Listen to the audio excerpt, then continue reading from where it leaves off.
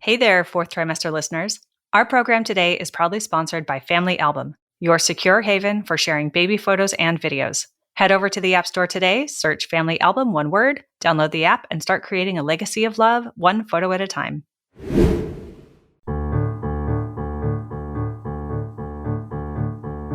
Hi, I'm Sarah Trott, and welcome to the Fourth Trimester Podcast.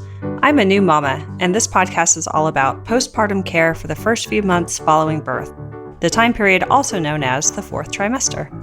My postpartum doula, Esther Gallagher, is my co-host. She's a mother, grandmother, perinatal educator, birth and postpartum care provider. Fourth trimester care, our topic, is about the practical, emotional, and social support parents and baby require. And importantly, it helps set the tone for the continuing journey of parenting.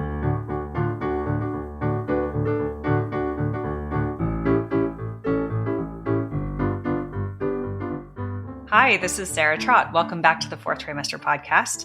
I'm here with a special guest, Meghan Doyle, who I'll introduce in a moment.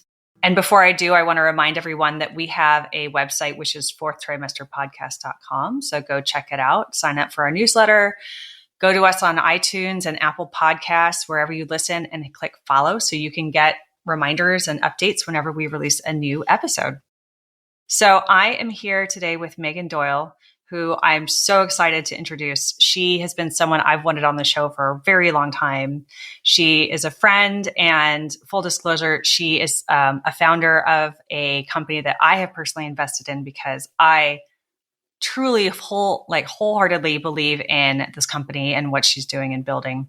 So I'm really thrilled to have her here. The theme of our topic today is going to be the full picture of postpartum and perinatal care. So what does that look like in terms of birth and postpartum care beyond just the bare bones of clinical necessity, which is a really cool topic, and it's something her company is addressing.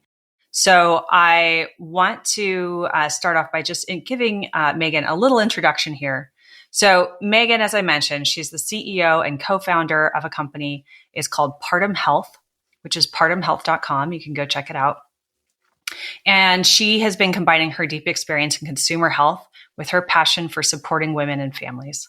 And prior to founding Partum, Meghan was a senior principal at BCG, Boston Consulting Group, where she partnered with healthcare systems, payers, health services, clients. This is her background. She knows healthcare inside and out.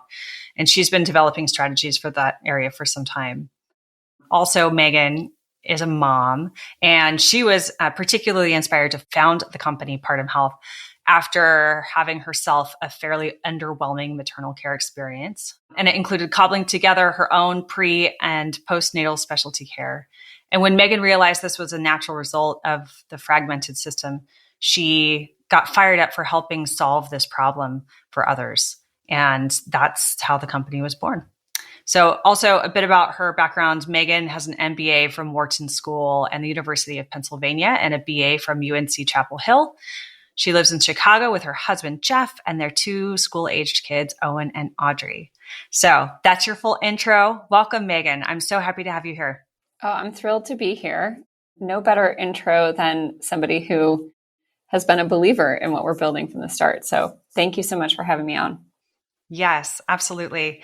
So just talk a little bit about your own postpartum experience, which I touched on a little bit in your intro, but in your own words, would you be willing to share what your fourth trimester was like? Of course. It's interesting because even though it's now, my oldest is 9. So my first fourth trimester was 9 years ago. Because I work in the space, I'm constantly reliving and going back to those memories. So they feel quite close and quite visceral for me. You know, I think like a lot of people, I entered pregnancy with this idea that, okay, I'm going to show up to my doctor and they're going to tell me everything I need to know. And similarly, I went to a birth class, I read the books. And when I thought about, I'm going to show up to the hospital, they're going to tell me what to do. That was really my plan. My quote unquote birth plan was just to listen to my healthcare team. And what ended up happening was, luckily, everybody was healthy at the end of the delivery. But, I had some, I think, difficulties, particularly with tearing. It was an assisted delivery.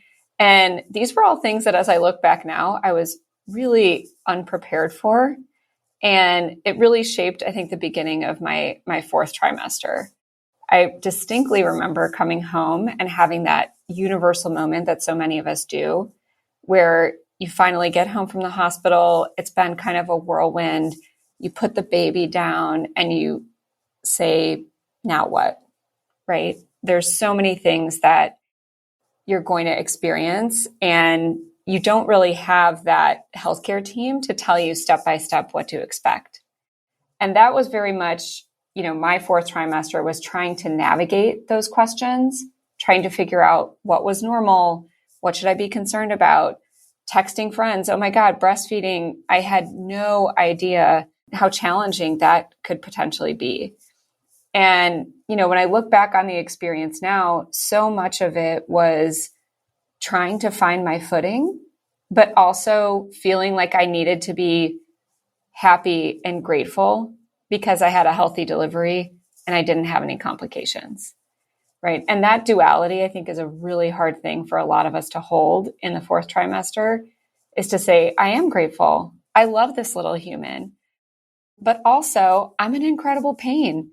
I'm not sure if I should be getting more help than I'm getting. I feel like I should be able to do this thing on my own. And, really the truth is I didn't have a team. I never heard of a postpartum doula. My lactation support came after frantically texting friends and getting the names of 3 or 4 and figuring out, who could come to my house in the next 24 to 48 hours, right? It was a little bit, I would say, rough, just figuring out all of those pieces and doing it with a smile and feeling like I needed to be, happy and excited and really feeling such a wide range of emotions beyond that. So I want to touch on something you said there, which is just this, like, with a smile, or that, like, I think you said something like, I should be able to do this all myself. Yeah. Yeah. I think that's a really common mental state that women go into having their baby think, like, that's this framework of, I'm a woman, I can do this. This is somehow proof of my validity as an adult, or this is proof that I'm a capable, successful person, that I can do this myself by myself. And that's an expectation that comes from, like, where? I mean, there are societies around the world and different cultures that have really different kinds of expectations. Well, and I would say it's even one step beyond that. When I think back, like, I remember people telling me, oh, you're going to want to limit visitors. But they didn't say, because you're probably going to be walking around topless and dealing with a lot of, like, bleeding and pain and whatever. They said, you're going to want to limit visitors so that you can have that special time, just the 3 of you. And I look back at that and it's like, it's not that that wasn't a special time, but this emphasis that you should be feeling, only the bliss and joy, right? Without acknowledging the pain, the recovery, the chaos. I think it goes even beyond that idea of, like, I should be able to, like, white knuckle through this. We're not even talking about the negative parts in a lot of different corners of society. I would say it's much more, you should relish it. You should look back on this and you're going to miss this. It's going to go by so fast.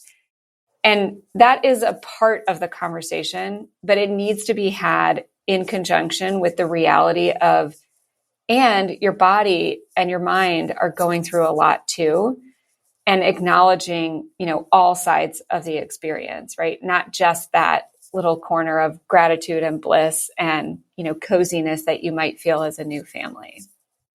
Mm-hmm. Yeah. It's the other side and the duality of that it's not only normal, but expected to have conflicting emotions at the same time, conflicting physical feelings, like, all of it is conflicting, right? There's almost this set of extremes on both ends at the same time. Well, I think the other thing is you just don't know necessarily going into it what your situation is going to be like, right? So you asked this question about what was my fourth trimester? And it was, like, largely fine, but also really hard.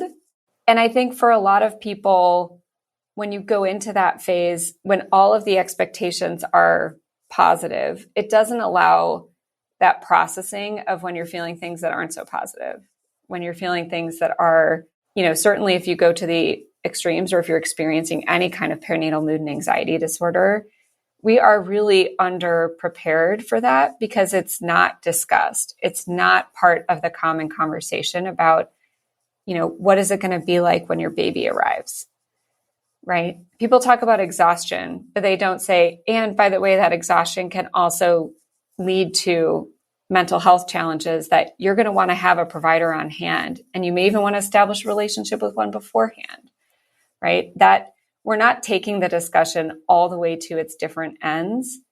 And I think it's so important that we prepare people to build their team and to create the right level of support for a variety of outcomes, right? You could have a really smooth, amazing delivery and your baby could sleep through the night from 3 weeks. Like, congratulations if that happens to you, right? But that's not going to be the case for the majority of people. And we want to be able to arm folks with both the understanding of how many different ways this experience could shape up and preventative and proactive care to help nudge things in the right direction when you do encounter obstacles and challenges. 100%. Yeah, just anyone who's listening, it's not a failure if your baby's not sleeping through the night at 3 weeks. In fact, that's like extremely typical.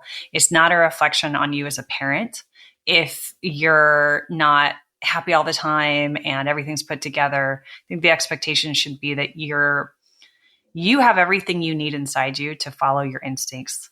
And it doesn't matter what the baby book says, and it doesn't matter what your mother did, and it doesn't matter what your friends do or Instagram says. Like, this is a time to do what's right for you and your family and to release yourself from judgment around how it should be or how you should feel. And to that end, I also would love to reinforce and just dig into a little bit this idea of putting together a successful care plan. What does a successful perinatal care plan look like? And I want to dovetail into Partum Health and how its mission and vision plays into that. Yeah. Well, the first thing I'll say, and I know this podcast is obviously focused on fourth trimester, and when we started Partum and my own personal experience, I felt the biggest gap in the postpartum period.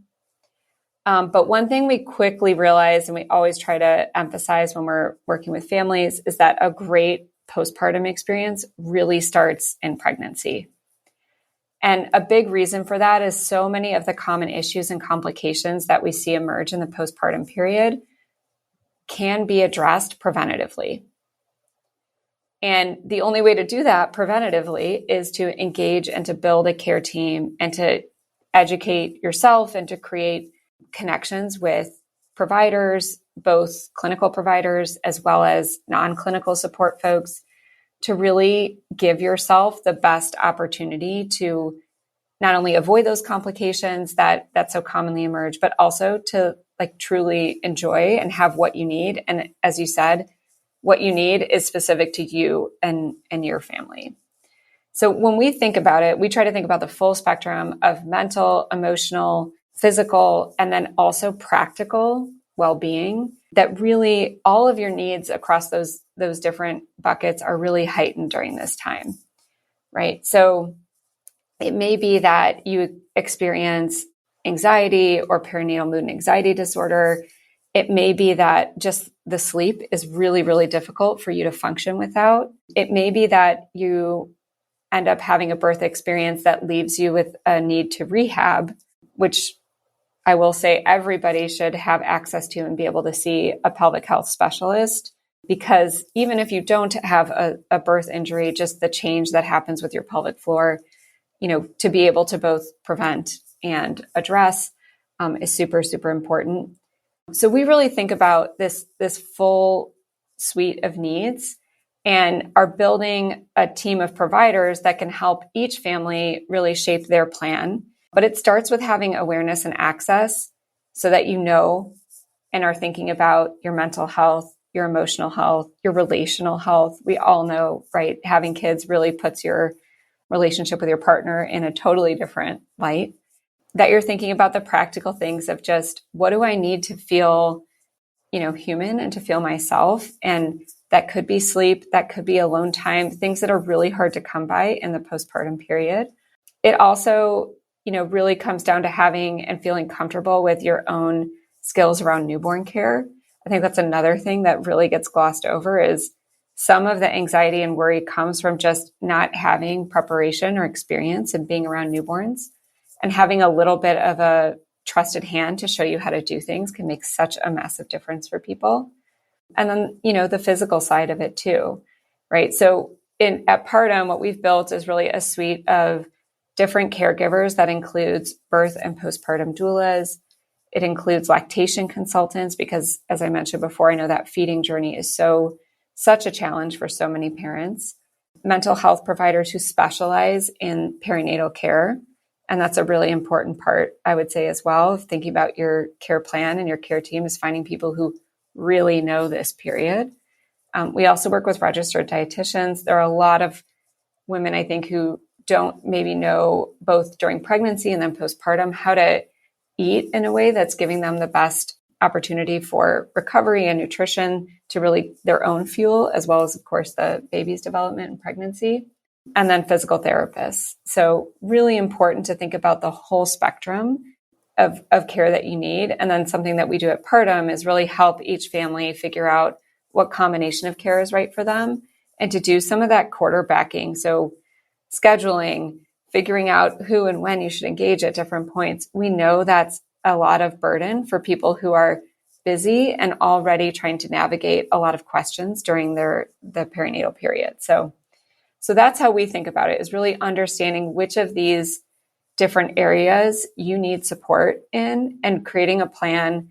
And whether it's engaging, a professional like a postpartum doula or having friends on hand who are going to step in to fill certain needs, right? It's really thinking that through and having everything ready before you get to that fourth trimester point, right? That's your ideal scenario.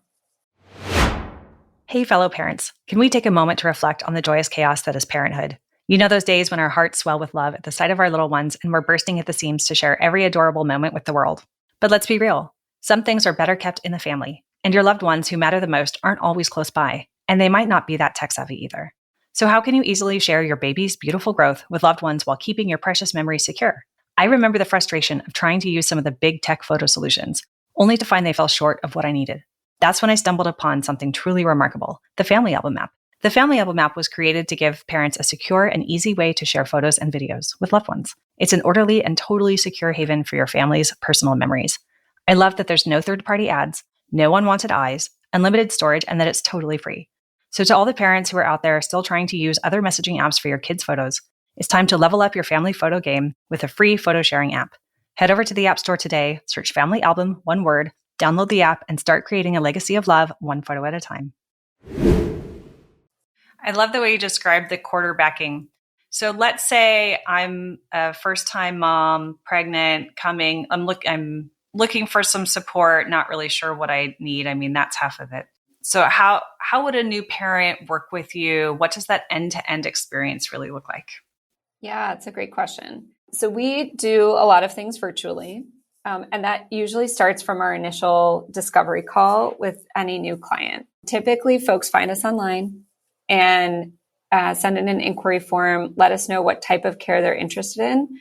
Or we commonly see and have on our inquiry form, I'm still exploring, because a lot of people really are just trying to figure out what they need and what's right for them.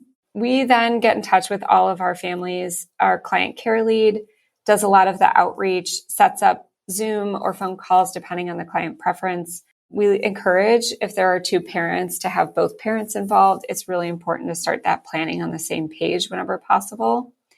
And our aim is really both to help people understand their options for care. So making sure they are aware of the breadth of different support services, both done by Partum and sometimes potentially outside as well. And then to really figure out what makes sense for that family. Right. And that's going to look different. If you have a really big support system with family that's local that you want around and engaged during this period, you may not want or need postpartum doula care.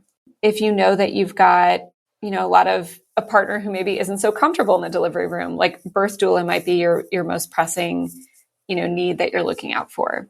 So that first call is really a chance for you to understand your options, to reflect on what you need, and then ultimately to start that process of putting together the right plan for you. We also work to ensure that everybody gets matched with a care team that, really is right for them. So that takes into account, where and how you're delivering, what type of support and when, as well as, background or any specific needs that you might have, whether it's cultural alignment or specific experience. If you've been through pregnancy loss, for example, you might want to see a mental health provider who has depth in that space. So that's really the purpose of that discovery call, is to do some of that coordinating and collaborative planning hand in hand with our families. And then we go about, kind of executing the plan. And we use a mobile app to make communication for you and your care team really seamless. And also as a means to share resources on an ongoing basis, kind of timed to where you are in your journey. So that means, preempting you looking for, okay, what size pads do I need postpartum, by sending you the recovery supply list that gives you some guidance and information on what you want to have on hand when you get home from the hospital, as just a small example. Are there things that are typical for most families who you work with in terms of which services and which providers they are connected to? Yeah, I will say we kind of bucket folks into planners. Like we do have, it's June and we do have people who are due in early 2024 who are booking their care now, right? So there are some people who really take a lot of comfort in knowing that they've got their blueprint, they're ready to go. So that's kind of one, I think, typical profile that we see is like a very proactive family that often either is a first-time parent that just knows they're going to feel much better when they have everything in place, or often we see second-time parents who are like, I'm not doing what I did last time. That didn't work, right? So that tends to be folks who are best positioned to like take advantage of a lot of different forms of care. But of course, our aim is to help people like wherever they are in their journey. So that may mean I'm 48 hours post-discharge and I'm having challenges with lactation and I need to see somebody, ASAP. We do also offer in-network services with Blue Cross Blue Shield, United, Aetna, and Cigna for most of our services. So that is another thing about how we deliver care and how people find us and why they come to us, is to be able to use their health insurance to cover as much of this type of support as they possibly can. So it really is a full spectrum, but I would say more and more we are seeing families who, especially with word of mouth, right? When you have a friend or a family member who's gotten their act together and had a full care experience, and then you're like, okay, I want to replicate that, and not the alternative of feeling like you're scrambling and feeling like you don't know where to turn or who to call. So it's a mix, but our aim over time is really to like make the default this idea of you plan ahead, you have access to a full care team, right? That's the change that we're trying to create at Partum, is to make it normal for people to have more than just their OB and the internet to navigate what is a really major life transition, right? We want you to have all the care that clinically has proven to get to best outcomes and also practically makes for a better experience for families. If you're working with a family and you're talking through the options, like, is there a top 10 or a typical set of things? Like you do have your OB, you do have the internet, but what are like the top 3 or 5 additional services that you're working to create awareness around in terms of just what's possible? Yeah.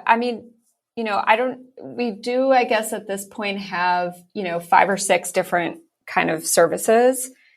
Our aim is to make sure people at least know about all 5 or 6. But I would say in general, people tend to not be as familiar with birth doula care and postpartum doula care in terms of like development of those specific services. They are not as widespread as, let's say, lactation. And I think we've seen a huge surge in the last 5 years, even around physical therapy. and the importance of doing, specific pelvic health support. So those are areas where we see oftentimes people may have this one friend who's like a zealot about PT, or, oh my God, I had an amazing birth doula, and you've got to have a birth doula. And so it's often that they kind of know about one of these services, but don't know about the full picture, right? That tends to be the most common thing we see. And I would say, lactation, physical therapy, and doula care are probably the three that we see most commonly. There's still surprisingly, if you work in this field, you think mental health, of course, we all recognize the importance of it, but we still find that that's a challenge for people to really, come openly to this idea, especially of preventative mental health. It's different if you've been referred or have a diagnosis, but we're big believers that you want to give people the tools and the access to think about their mental health before, or even if they never encounter a perinatal mood and anxiety disorder, right? It's a major transition, and part of why the U.S. Preventative Services Task Force, that's a mouthful, part of why they recommend for anyone who's at risk of any mental health disorder to do preventative therapy is because it's been shown to reduce the incidence and severity. So we really take that seriously, and again, try to make sure everybody has access and an identified person that they know they can get care from on the mental health side as well. Mm-hmm. So my final two follow-ups one is, if someone elected all of the options, that could look like, it sounds like or you can paint it out, but just, briefly, what are the pit stops? What are the touch points pre and post birth, and who are they talking to? And just bring it to life. And then also, is this only for a select few wealthy families? Is this only for people who can't do it themselves? I'm asking the questions that way on purpose. In answer to your first question, again, we can engage with folks at any point in their journey, but if somebody's coming in and saying, okay, I want it all, give me all the help. Typically, even in your first trimester, there may be needs, for example, seeing a registered dietitian to deal with nausea and how to eat in a way that is both getting you the nutrition you need, but also something you can stomach, for example. We see that physical therapy and lactation, usually late second trimester, early third, is when, again, even if you don't have any issues emerging, doing that prenatal visit is super important so that you can get acquainted with your pelvic floor, how it functions, breathing. And similarly with lactation, we find that getting up the learning curve, knowing the basics, can make that first 48 hours before you have the opportunity to see a lactation consultant in person, just go much, much smoother and help people meet those breastfeeding goals. Similarly, I would say mental health. Again, we push all of our clients to at least consider doing, even if it's a free 15-minute intro, just so that the provider, they're somewhat established with you. But we think even talking through some of what you're feeling during pregnancy and the birth, and then potentially processing afterward, mental health providers are really excellent resources for that. So part of the challenge with doulas is that they book out quite a ways. So we long-term know that we're going to need to continue to build that workforce and to create pathways for birth workers to make this, really a long-term career choice that they can make. But today there is definitely more demand than supply for both birth and postpartum doulas, I would say, which means the earlier that you start looking into these options and talking to doulas to make sure you're finding somebody who's a great fit for you, the better. And like I said, now it's June and we've got folks who are already kind of securing care with their doulas for 2024. And the aim with that is to then also give you that ongoing support during pregnancy and leading up to the birth. So it's not just about having somebody show up as you go into labor, but also somebody who knows you well enough to know how to show up in that moment when you are going to be at your most vulnerable. We often structure our work with birth doulas and clients so that they have a dedicated prenatal planning session but also this ongoing communication. Again, we use a mobile app that gives folks access to their full care team. So it's very easy to message back and forth. And the aim is really to deepen that relationship and to make sure that you're feeling fully supported heading into labor and delivery. And then same with postpartum doula care, we aim to help people find that right fit and really think through what is going to be the most meaningful support for me. Do I have a toddler at home? And so the middle of the day to the afternoon, I know I need some extra hands because it's a really challenging time to juggle, plus sleep deprivation, right? Versus other people who might say, oh, that overnight support is really what I'm looking for because I know I function much, much better when I get a full, 6 hours of sleep, 8 hours of sleep, whatever it is. So it really at that point depends on how the family has structured their support. And the postpartum doula experience usually, of course, happens after baby arrives. Thank you. And then my other part of my question is this an exclusive service? Oh, it's a great question. So I think historically, I would split this into like two different parts. The birth doula and postpartum doula care, even today, still does require out-of-pocket spend or HSA, FSA spend, right? So we are the first to acknowledge that that is an investment for families. And, the aim over time for our business is to make that as accessible as we possibly can. There are a couple of really exciting things happening in the field today as more and more healthcare payers, systems, and even benefit companies like Carrot Fertility, for example, are really stepping up to provide coverage for these services. We actually now have 10 states across the US where Medicaid is reimbursing directly for doula care as well. So we anticipate that, that is going to continue to expand. But today it is really an investment on behalf of families that we are working to figure out every inroad that we can to make it as accessible via your health insurance. And, that's, again, part of our mission to make this access to multidisciplinary care the default is to think about how to also make it affordable. I would say on the clinical side, most health insurance will cover mental health services, lactation, physical therapy, nutrition, at least to varying degrees. Lactation is actually ACA mandated to be available through health insurance at zero cost share. There is a big old asterisk on that, which is you have to find in-network providers to make that happen. And that's part of why we've structured things the way we have at Partum to create those contracts with health insurance companies and to build our model in a way that uses reimbursement and hopefully makes this then more accessible for families. So in answer to your question, this is not a luxury service, right? These are services that we think are essential and that clinical research has demonstrated will get people to better outcomes. And we're continuing to push and find ways to hopefully expand that access and affordability, even on the birth and postpartum doula care too. Yeah. Thank you so much. Now, if someone wants to learn more about Partum, they can go to partumhealth.com. How else can they reach out and work with you and the team for putting together their own postpartum success plan?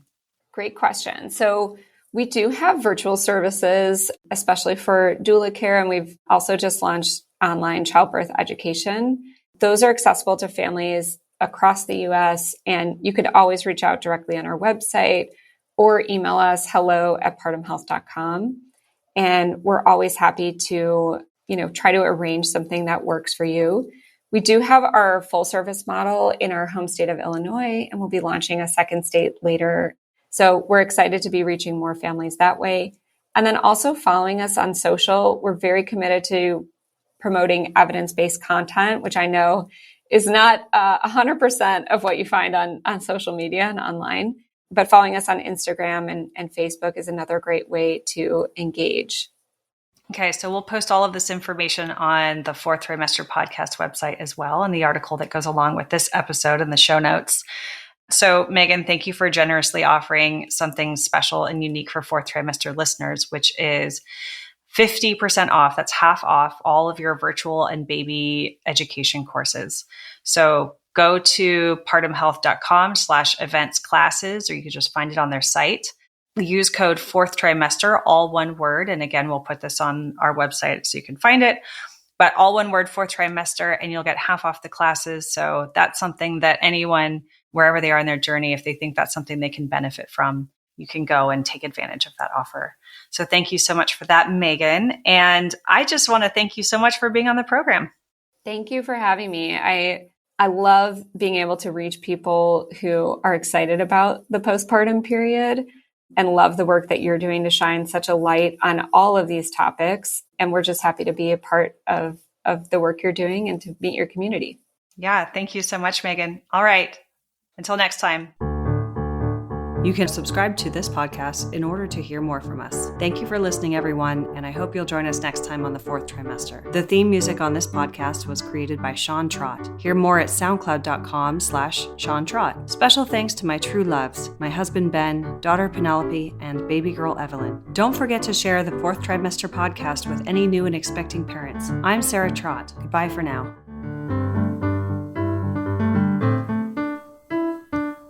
Hello again, bicycle man. I know you're doing all that you can. I wrote the song, simple and true. I wrote the song, I'll sing a song for you.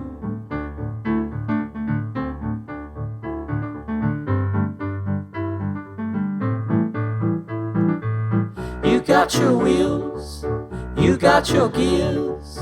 You ride around town without any fear. You got your pedals, you got your brakes. You always wear your helmet for safety's sake.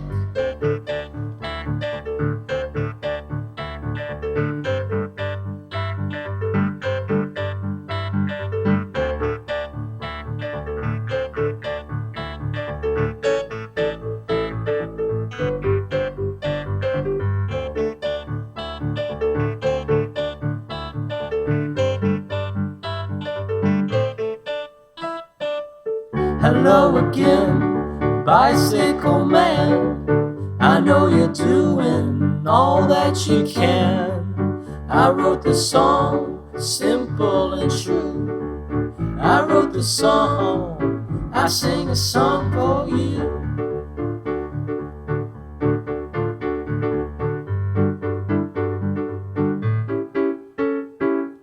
Hello again, bicycle man.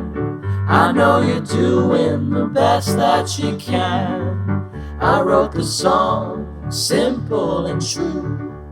I wrote the song, I sing a song for you.